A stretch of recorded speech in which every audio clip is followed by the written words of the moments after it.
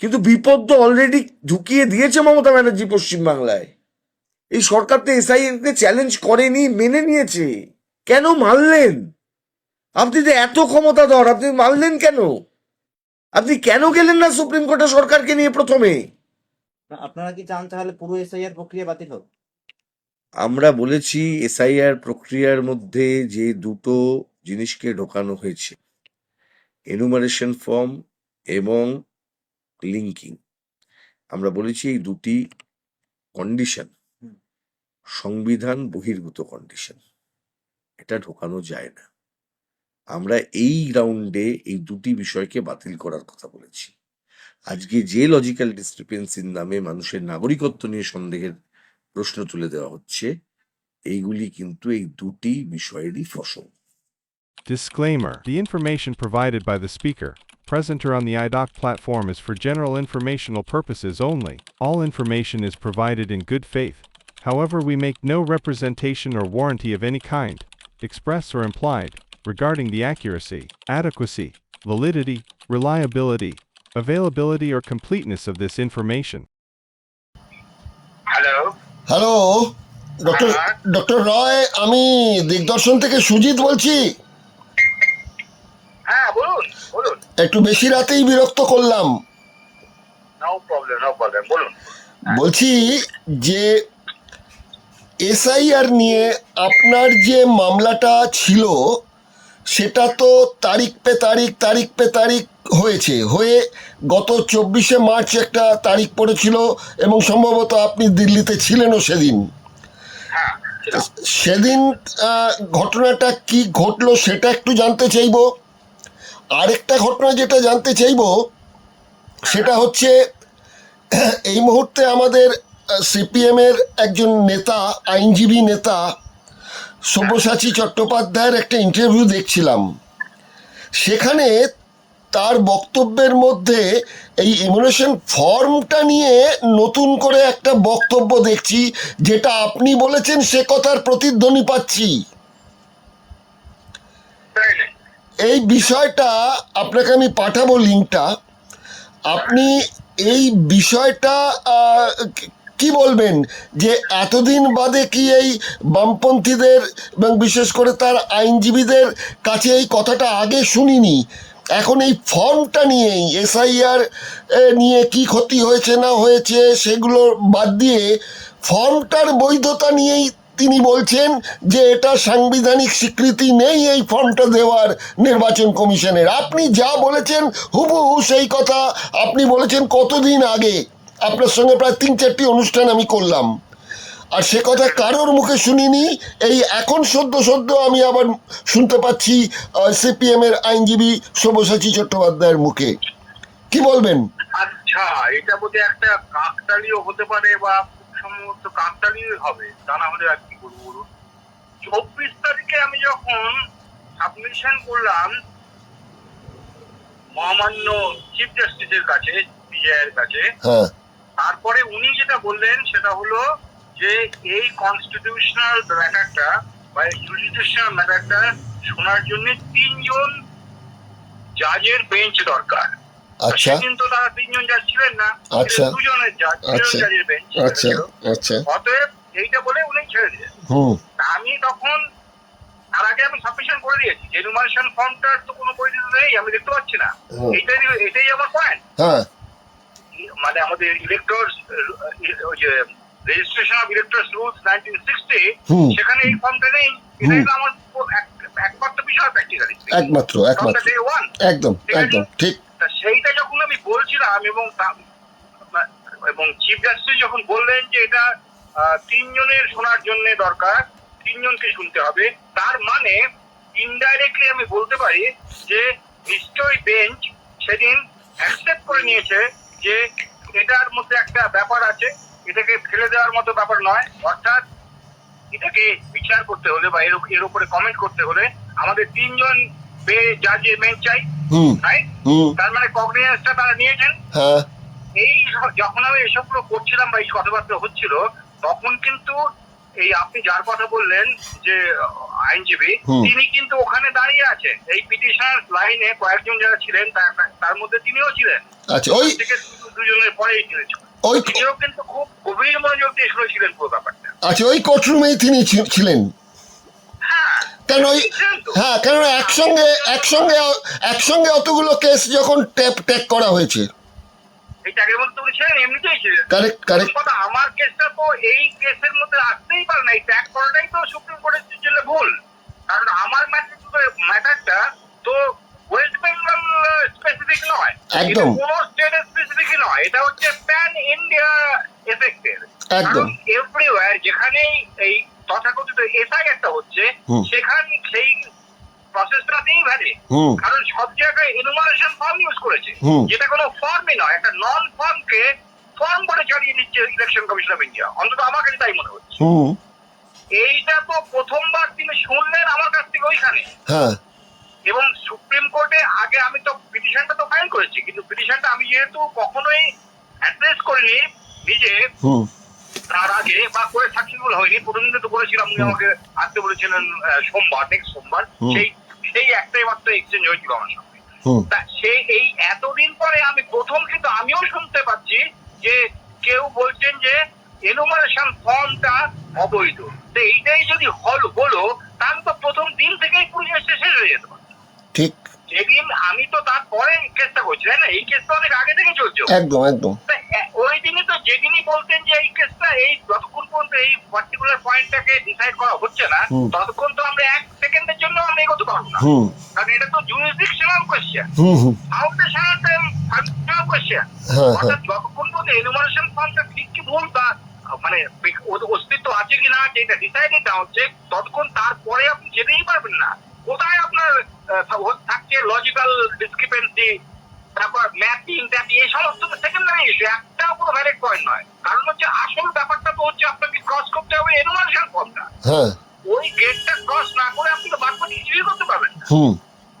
আপনি 3 তলায় কি বা 5 তলায় কি হচ্ছে বলে আপনি চিৎকার চেঁচামেচি করছেন, কিন্তু আপনার 1 তলাটাই যদি হয় নো ফাউন্ডেশন, আপনি কি করে 5 তলায় দিয়ে কথা বলছেন বলুন তো? তাহলে যদি উনি বলতেন, যদি প্রথম থেকেই উনি এটাই বলে থাকবেন ওদের যে এনুমারেশন ফর্মটার অস্তিত্ব নেই, তাহলে এতদিন ধরে কেসগুলো চলছে কেন?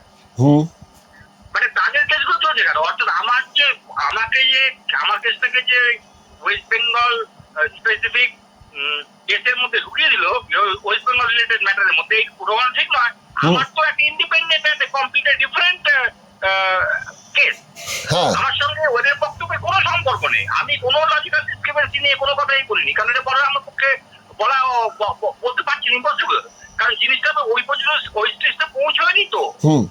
ওইটা তো ইলেকশন কমিশন যখন একটা ভোটার লিস্ট তৈরি করবে, তারপরে তো ম্যাপিং ট্যাপিং কি সব জানো, তাই তো? তারপরে আরে ওইটা আপনি করলেনটা কোথেকে? আপনি তো এনুমারেশন ফর্মটা ইউজ করতে পারেন না।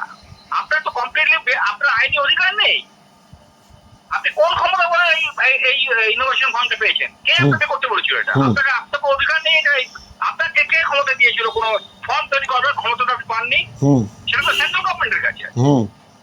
আমার উদ্দেশ্য হচ্ছে, বলার উদ্দেশ্য এই কথা, উনি যখন বলছেন যে আগে থেকেই আমরা এনুমারেশন ফর্ম নিয়ে বলছি, তাই যদি বলতে তাহলে এক কথায় শেষ হয়ে যেত। প্রথম দিনই তো আপনার ইলেকশন এই এসআইআর এক্সারসাইজটা, এটা তো আপনার স্টেট হয়ে যাবে প্রথম দিন, ঠিক না? যদি আপনি এটা মানে কেউ বলতেন, নিশ্চয়ই কেউ বলেননি। আর যদি বলতেন তাহলে ওয়েস্ট বেঙ্গলের মধ্যে তাদের কেসগুলো আটকে থাকতো না নিশ্চয়ই। সব্যসাচী বাবু যেটা অভিযোগ করছেন যে রাজ্যের শাসক দলের পক্ষে তৃণমূলের সুপ্রিমো মমতা বন্দ্যোপাধ্যায় কেন এই প্রশ্নটা তোলেনি, মানে আপনি যে প্রশ্নটা সবার আগে তুলেছেন সেই প্রশ্নটা তুলে এখন সব্যসাচী বলছেন যেটা তো মুখ্যমন্ত্রীরই উচিত ছিল প্রশ্নটা তোলার, যে এটা তো সংবিধানগতভাবে স্বীকৃত নয়, তাহলে কি করে এই ফর্মটা বিলি করা হলো, এটা কেন মুখ্যমন্ত্রী করেননি, সেটা অভিযোগ করছেন। মুখ্যমন্ত্রীর বিরুদ্ধেই ওই অভিযোগটা রাখছেন আপনি। কোনো মানে হচ্ছে না, এটা মুখ্যমন্ত্রী বা মানে কৃষিমন্ত্রীর ব্যাপার নয়, এটা যে কোনো ভারতীয় নাগরিকের ব্যাপার।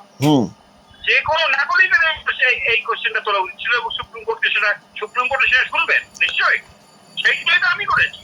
না, এই কথা আপনার সাথে যতবার আমি ইন্টারভিউটা আপনাকে নিয়েছি আপনি বারবারই সেই একই কথা বলেছেন যে এটা আমি যে জায়গাটা পরিষ্কার দেখতে পাচ্ছি যে এই ফর্মটাই বেআইনি, অসাংবিধানিক, এই কথাটা কেন দেশের তাবর তাবর আইনজীবীরা, আমি অন্যদের কথা বাদ দিয়ে দিচ্ছি, রাজনৈতিক নেতা, সাধারণ মানুষ, বুদ্ধিজীবী, সবার কথা বাদ দিচ্ছি, আমি শুধু তাবর তাবর আইনজীবীদের কথা বলছি, তারা এই কথাটা আপনি যেটা বলেছেন এই কথাটা তারা একবারও আগে ভেবে দেখেনি? সেটা তো আমরা দেখতেই পাচ্ছি হাতে নাতে প্রমাণ যে এই প্রশ্নটা আজ যেটা সব্যসাচী বাবুর মুখে শুনছি সে কথা তো আগে আমরা অন্য কোনো আইনজীবীদের মুখেই শুনিনি। না না, এমনকি তো এখনো তো আমি বেশ কিছুদিন আগে তো ক্যালকাটা প্রেস ক্লাবে, মানে কলকাতা প্রেস ক্লাবে আমি তো প্রেস কনফারেন্সটাও করলাম এই নিয়ে, হ্যাঁ ঠিক কিনা বলুন? হ্যাঁ ওই তখন তারপরেও তো আমি কোথাও কিছু শুনিনি যে না না এই ব্যাপারটা তো অলরেডি হয়ে গেছে। হুম। আপনি তো আপনার প্রেস কনফারেন্সে তো আপনি আমাকেও যেমন আমন্ত্রণ করেছিলেন তেমন তো আপনি দেশের মূল মিডিয়া যারা আছে তাদেরও তো আমন্ত্রণ জানিয়েছিলেন। অধিকাংশকেই আমন্ত্রণ জানানো হয়েছিল, অধিকাংশকেই। তাদের মধ্যে থেকে কেউ কি, তখন তো আমি দেখতে পাইনি, তাদের মধ্যে কি কেউ কেউ এসেছিলেন? না, তাদের মধ্যে কেউই আসে পরবর্তীকালেও তারা কেউ এটা যোগাযোগ করেনি? না না। আচ্ছা, তো এ তো চলে গেল মিডিয়ার ব্যাপার। এবার আমি আপনার কাছে যেটা প্রশ্ন রাখতে চাইছি, এই যে আপনি বললেন যে 24 তারিখ আপনি দিল্লিতে যখন হাজির ছিলেন আপনার পাশে সব্যসাচী বাবু অন্যান্য আইনজীবীরাও ছিলেন পশ্চিমবঙ্গের এসআইআর নিয়ে যে মামলাগুলো রয়েছে সেই প্রেক্ষিতে, সেখানে এই যে জাজ বললেন যে আমাদের 3 জনের ডিভিশন বেঞ্চ এটাকে শুনবে, আমরা 2 জনে এটা বলতে পারবো না, সেই জন্য আপনাকে কি আবার নতুন কোনো তারিখ দেওয়া হয়েছে? সমস্যাটা তো এইখানে, আবার যে ডেটটা দেওয়া হয়েছে 1 এপ্রিল, হ্যাঁ, যেখানে আমাকে ট্যাগ করে দেওয়া হয়েছে, আবার সেই একই ব্যাপার, আমারটাও কিন্তু ক্লাব হয়ে আছে, ওই 8টা কেসের মধ্যে আমারটাও একটা, আমার আইটেম নাম্বার এবারে 1.5। আচ্ছা আচ্ছা। কিন্তু বেঞ্চ কিন্তু আবার সেই 2 জনেরই, 3 জনের বেঞ্চ কিন্তু নয়, মানে কজ লিস্ট আমি যা দেখতে পাচ্ছি। আচ্ছা, তার এবারে বক্তব্য বুঝতে পারছি না, আমার কেসটা শুনবেন কি করে? অথচ ওই কজ লিস্টের মধ্যে আমার নামটা এখনো ঢোকানো আছে। লজিক্যালি এটা ঢোকানো উচিত নয়, কারণ উনি তো নিজেই বলে দিয়েছেন যে 3 জন ছাড়া শুনবেন না আমার কেসটা, শোনা যাবে না, তাই না? তো 1 এপ্রিলও তো তাহলে আপনি বলছেন যে 1 এপ্রিলও 3 জনের নাম নেই? নাম নেই। তাহলে 1 এপ্রিল তারিখটা তো একটা সিগনিফিক্যান্ট ডেট। না, সেটা সুপ্রিম কোর্টের জন্য সিগনিফিকেন্ট নয়। না না, আমি আমাদের জন্য বলছি, আমি আদালতের জন্য বলিনি, না, ঠিক আছে।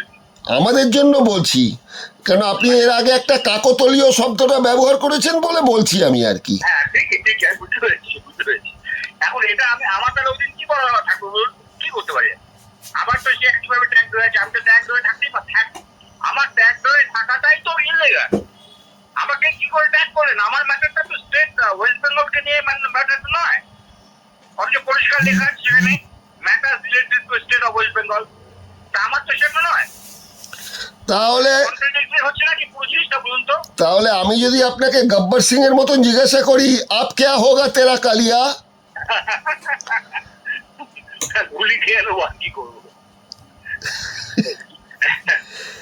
তাহলে 1 তারিখেও তাহলে এই যে ভদ্রলোকরা, এরা শিক্ষিত লোকগুলি, আমি ধারণা আমার, তাদের কিন্তু এইটুকু তো বোঝা উচিত ছিল যে যে ব্যাপারটা এক ভদ্রলোক করেছেন তাকে তো একটুখানি যেন ইগনোর করা হচ্ছে নাকি। যেটা আমার কেস, আজকের কেস নয়, এটা তো আমি কেসটা ফাইল করছি কবে? ফেব্রুয়ারি মাসে। সে ফেব্রুয়ারিতে রেজিস্ট্রেট হচ্ছে। তার আগে হয়েছিল মজা, সেটা আপনাকে তো বলেওছিলাম যে আমি যে প্রথমবার যখন ফাইল করেছিলাম আমার সমস্ত ডকুমেন্ট গুলো রেজিস্ট্রি থেকে কিন্তু হারিয়ে গিয়েছিল, এবং রেজিস্ট্রির এক ভদ্রলোক আমাকে বলেওছিলেন যে সুপ্রিম কোর্টের ইতিহাসে এমন ঘটনা ঘটে।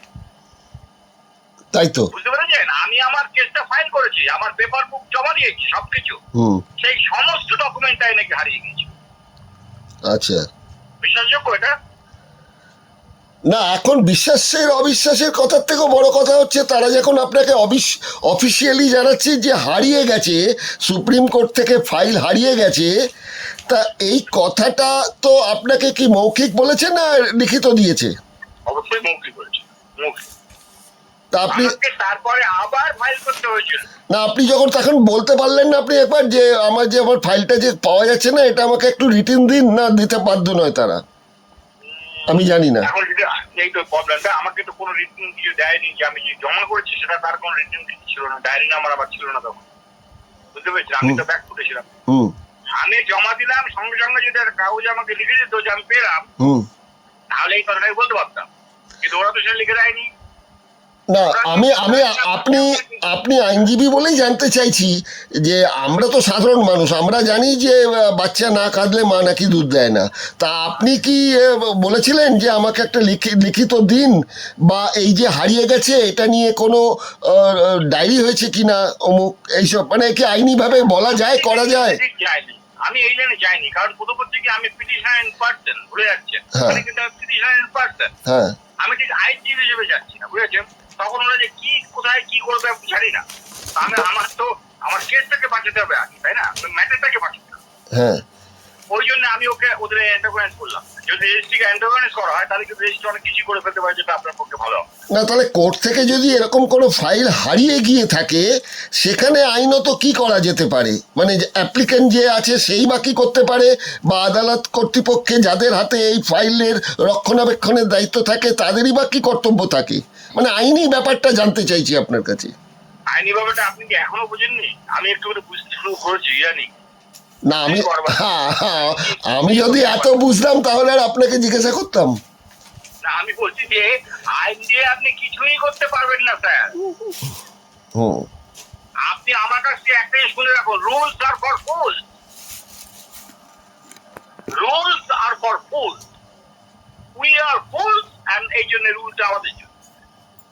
তা আমি তো তাহলে খুব একটা বোধহয় ভুল বলিনি যে 1 এপ্রিল দিনটা তো খুব সিগনিফিকেন্ট দিন। এপ্রিল, হ্যাঁ ওটাও খুব, এটাও একটা পড়া, ঠিকই বলেছেন, ঠিক বলেছেন। তবে আমার এইসব লোকদের প্রতি ভাবতে আমার কারণে অস্বস্তি হচ্ছে, যারা শিক্ষিত নন, শিক্ষিত বলে আমার মনে হচ্ছে না। ছি, ছি, ছি, ছি। আপনাকে আমি বলি, এই প্রসঙ্গে আমার মনে পড়ছে একজন খুব বিখ্যাত নেতা পশ্চিমবঙ্গের, বুঝলেন, হুম তাকে আমি একটি বই দিয়ে এসেছিলাম। বইটির নাম হচ্ছে the so called Nobel prize in the new subject, না সরি, বইটি দিয়েছিলাম তারও আগে। তাকে আমি সমস্ত ডকুমেন্ট দিয়ে এসেছিলাম যে কেন আমি বলছি যে অধ্যাপক অমর্ত্য সেন নোবেল প্রাইজ পাননি। হুম সমস্ত তাকে বই করে বুঝিয়ে দিয়েছিলাম, যাতে উনি কিছু বলেন, কোনো কিছুই কখনো বলেন। কিন্তু গত 2 বছর আগে একবার শুনলাম তিনি বলেছেন, আমি তো প্রথম বলেছিলাম অমর্ত্য সেন নোবেল প্রাইজ পায়। আচ্ছা আমি নামটি বললাম না, কারণ আমার নামটা বলতে রুচিতে বাঁধছে আর কি। আচ্ছা আচ্ছা আচ্ছা আচ্ছা এই হচ্ছে অবস্থা। হ্যাঁ হ্যাঁ কি বলবেন বলুন তো? তোমরা, আমার তো মনে পড়ে যাচ্ছে সেই জগদীশ বোস এবং মার্কনির বিষয়টি। রেডিও ওয়্যারলেস ডিসকভারি ব্যাপারে বলছেন। হ্যাঁ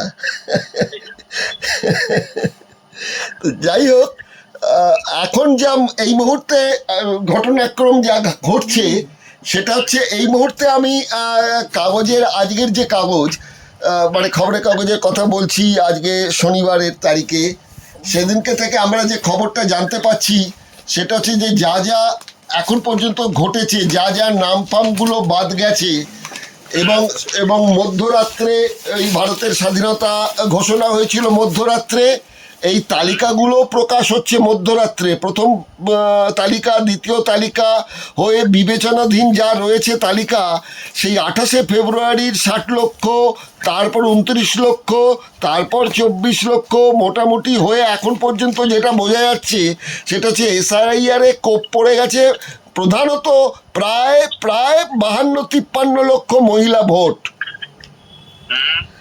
তো এই কথাগুলো হয়তো আপনার কাছে প্রাসঙ্গিক নয়, কেন আপনি মূল জায়গাটা বলেছেন, কিন্তু এই কোনো কিছুই ঘটেনি, কারোর নাম বাদ পড়েনি, কারোর নামে ঢোকেনি। কারণটা হচ্ছে কি, আপনি এনুমারেশন ফর্মটা আপনি বেআইনিভাবে ইউজ করছেন। আপনি এই ফর্মের বেসিসে আপনি কোনো ভোটার তালিকা তৈরি করতে পারেন না। হ্যাঁ, তাহলে ওই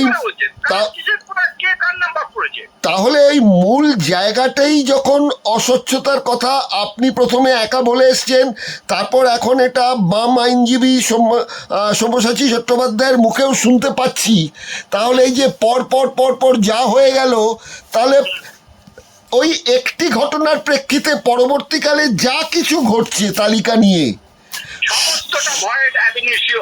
এবং এই সবগুলো পর তাহলে একের পর এক যেমন আপনার তারিখ পড়ছে, তেমনি একের পর এক অবৈধ কাজকর্ম করে যাচ্ছে নির্বাচন কমিশন।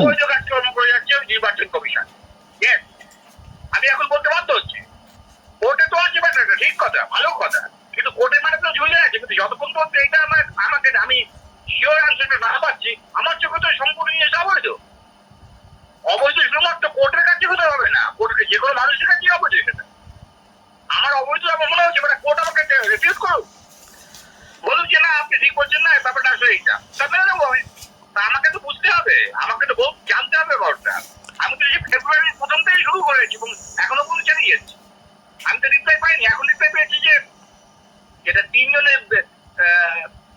তিনজন জাজের বেঞ্চ শুনবে। ভালোভাবে শুনুন, জানে আমাকে বলুন যে আমি ভুল বলছি বা ঠিক বলছি, কিছু একটা বলবেন তো। এই বেআইনি কাজ তো কন্টিনিউ করতে পারেন না। আমি তো সেই জন্যই বলেছি যতক্ষণ পর্যন্ত এই ব্যাপারে সুরা না হচ্ছে, আপনি এই পুরোটাকে আমার একটা ইন্টারিম লিভ দেন, মানে স্টে করুন প্রসেসটাকে। এই লিগাল প্রসেসটা কি করে কন্টিনিউ হচ্ছে? আমি বলছি লিগাল যে আমি কেন করছি লিগাল, তাহলে আপনি ডিসাইড করে আমার তাহলে শাস্তি দিন। আমি যদি ভুল বলে রয়েছি, আমি তো সব বলেই এসেছি আমার এভিডেভিটে। আজকেও শুনছি একজন মারা গেছেন ভীতিতে। ভাবুন ভাবুন, তো এই এর সঙ্গে কোনোভাবে রিলেটেড সেটা আমি এই মুহূর্তে বলতে পারবো না, কিন্তু আমার বক্তব্য যারা দাবি করছেন যে অনেকদিন থেকে তারা এই ব্যাপারটা বলছে, তারা প্রথম দিনই তো এই ব্যাপারে শেষ করে দেবে। তারা ওর তো এক মুহূর্তে এগোতে পারবে না যদি এটাই মানে তাদের বক্তব্য হয়ে থাকতো, ঠিক কিনা বলুন? তাহলে 1 তারিখে ধরুন আপনার যখন আবার ডেট পড়েছে, আমাদের তো পুরোপুরি আস্থা রয়েছে বিচার বিভাগের ওপর। সেখানে দাঁড়িয়ে 1 তারিখে কি আপনি এই আবেদনটা রাখবেন যে কেন অন্য পশ্চিমবাংলার এসআইআর নিয়ে যে কেসগুলো, তার সঙ্গে আপনাকে কেন ট্যাগ করা হচ্ছে, যেখানে আপনার বক্তব্যটাই আলাদা? এই প্রশ্নটা কি সেদিনকে আপনি তুলতে পারেন আইনত? 100% তুলতে পারি এবং আমি তুলবো তো, ওটাই তো আমার প্রশ্ন।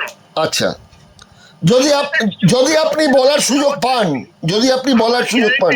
আমার হিয়ারিং এই কারণে হচ্ছে না যে আমি এদের সঙ্গে আছি, এদের সঙ্গে তো আমার থাকার কথা নয়। আমি তো এদের বক্তব্য নিয়ে সেখানে যাইনি। তা এইটা নিয়ে কি আপনি আরেকটা পিটিশন দেবেন কি নতুন করে, যে কেন আমাকে অন্য কেসের সঙ্গে ট্যাগ করা হচ্ছে? আমার সাবমিশনটাই তো হবে সেই পিটিশন, আমি যেটা বলবো সেটাই তো আমার পিটিশন হবে। হ্যাঁ, ওইটা কি তাহলে আপনাকে আরেকটা নতুন করে প্লেস করবেন? না, আর নতুন করে নাও করতে পারি, আমি মুখেই বলে দেবো, এটা তো আমি মুখেই বলবো যে আপনি তো বললেন 3 জনের বেঞ্চ হবে, ঠিক কথা, কারণ নিশ্চয়ই তাহলে বুঝতে পেরেছেন যে এটা আমার এদের সঙ্গে হতে পারে না, ঠিক না? তাহলে আমি এদের সঙ্গে আছি কেন? বুঝতে পারছি না।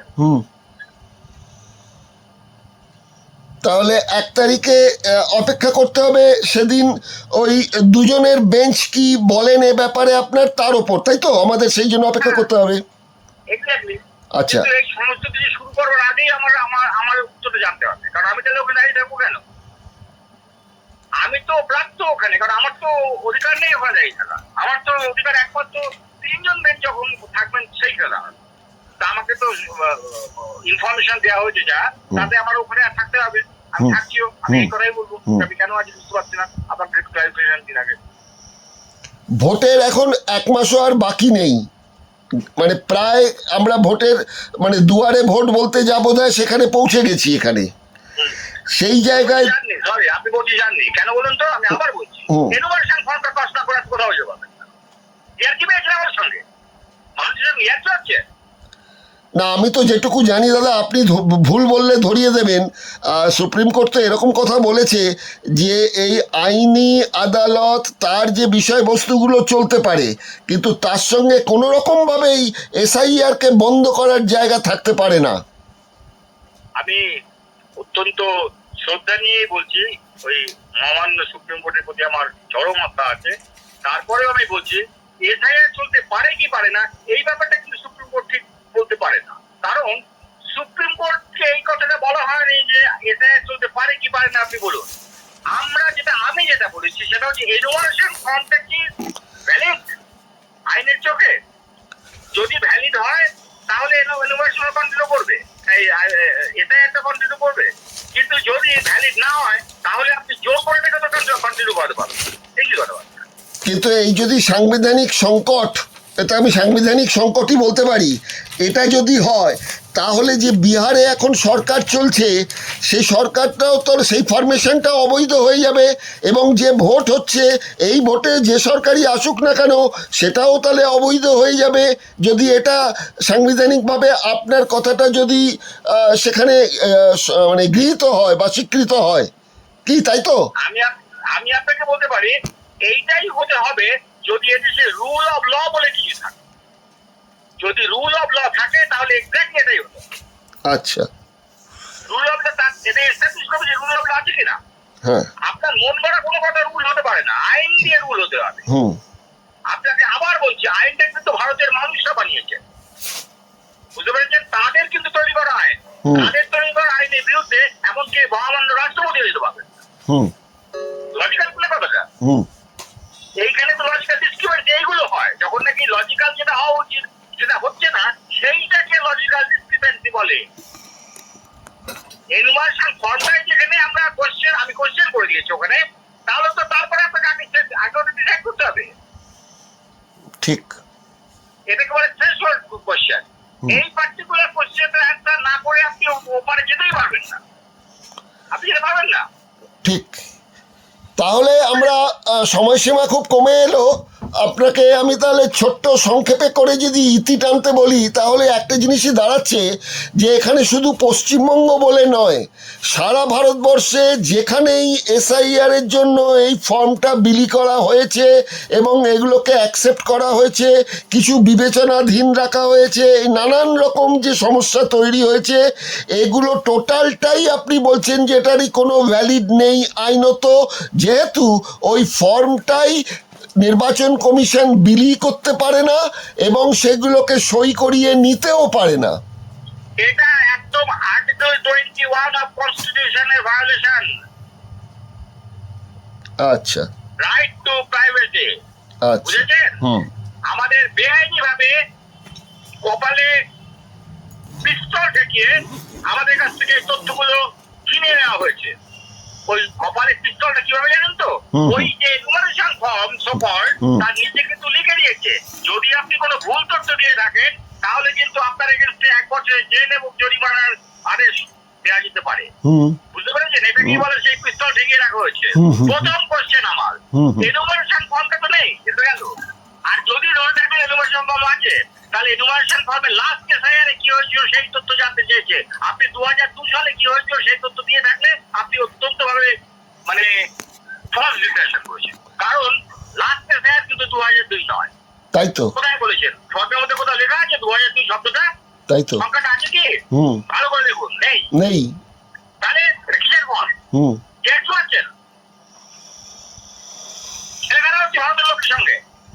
আপনি কিছু মনে করবেন আমি পিটিশনের এক্সপার্ট ছিল বটে, আমি এদেশের নাগরিকও আছি, আমার একটা বড় অধিকার অবশ্যই আছে, আমার বড় ক্ষমতা আছে, অধিকার কি ক্ষমতা আছে। ঠিক, তাহলে দেখা যাক কোথাকার জল। ধন্যবাদ জানাচ্ছি এই যে ভিডিওটা আমাকে পাঠালেন, যেখানে আমি দেখলাম যে আমার কথাটা তিনি নিজের কথা বলে বলছেন প্র্যাকটিক্যালি স্পিকিং, কিন্তু কোন রকম মান্যতা দিচ্ছেন না। মানে অদ্ভুত অদ্ভুত। আমি আরো অনেক কিছু দেখবো, অনেক কিছু দেখবো দেশে, দেখছি একটা থেকে দেখছি।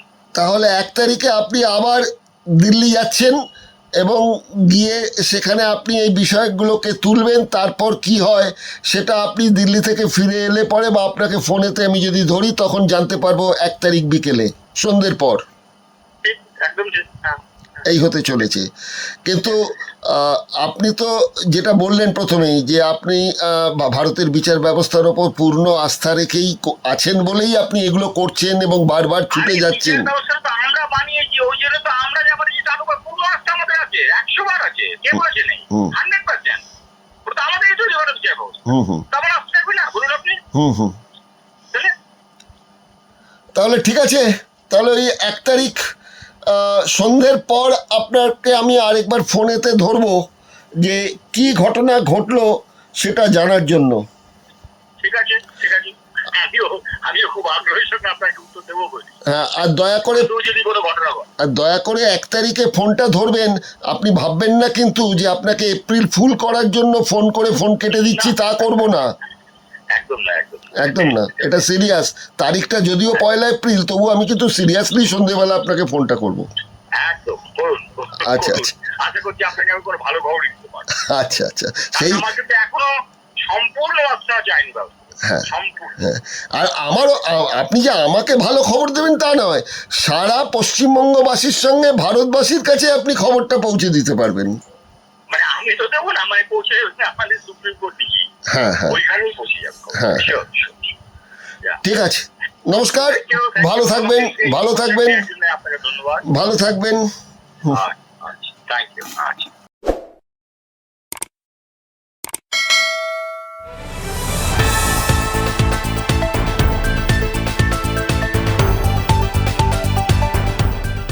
রংহীন সংবাদ আর অজানা তথ্যের জন্য দেখুন দিগদর্শন, 10-এর পাশে, দেশের সাথে।